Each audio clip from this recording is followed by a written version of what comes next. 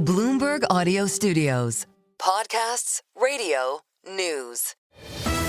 The Stock Movers Report, your roundup of companies making moves in the stock market, harnessing the power of Bloomberg data.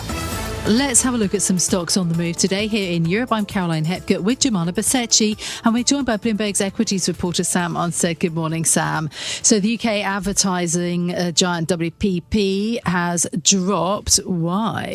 Well, increasingly less of a giant as well. So WPP shares lower this morning. Their results were actually broadly in line, but they were broadly in line with guidance that they cut very recently. Their outlook as well, saying there's been a deterioration over the second quarter. A lot of its rivals haven't said that, so there's maybe an indication that WPP is kind of underperforming itself.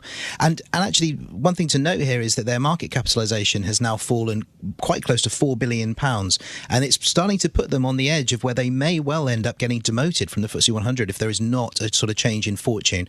And they've been on the FTSE 100 since 1998, so it would be quite a significant turnaround for them. Yeah. Let's talk about another set of earnings. Deutsche Telekom is down following its results. Why is that?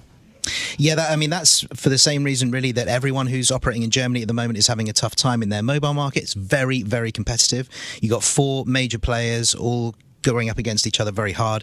O2, Telefonica, they cut prices with this sort of entry-level mobile offer. That's added more pressure there. You see this actually in results from Vodafone as well when they report. So for Deutsche Telekom, that's obviously their key market. A lot of that has been offset previously for Deutsche Telekom by T-Mobile and their stake there, which has been very, very strong. But they're now also starting to see a translation effect there. So because of those results coming in US dollars and being translated into a stronger euro, they're facing a currency headwind as well. So the part of the business that had previously helped to offset any weakness they were facing in a very competitive German market is starting to show some signs of weakness as well. Okay, so that's the picture in Germany. But then, of course, no end of countries in Europe really being challenged. Switzerland, because of the tariffs. I mean, it's at the moment, it doesn't include pharmaceuticals. Yeah. And Switzerland's obviously very big in that, to which the company Sandos. Yeah, so it doesn't, you're right, it doesn't include the pharmaceutical tariffs, but it's added this extra layer of uncertainty, which has been hovering over the pharmaceutical industry for a while. Sandos is a generics maker for the most part, generics and biosimilar drugs.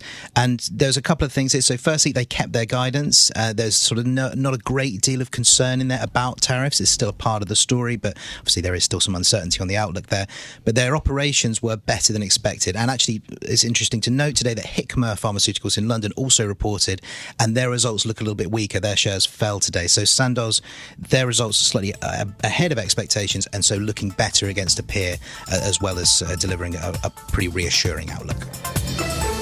The Stock Movers Report from Bloomberg Radio. Check back with us throughout the day for the latest roundup of companies making news on Wall Street. And for the latest market-moving headlines, listen to Bloomberg Radio live. Catch us on YouTube, Bloomberg.com, and on Apple CarPlay and Android Auto with the Bloomberg Business app.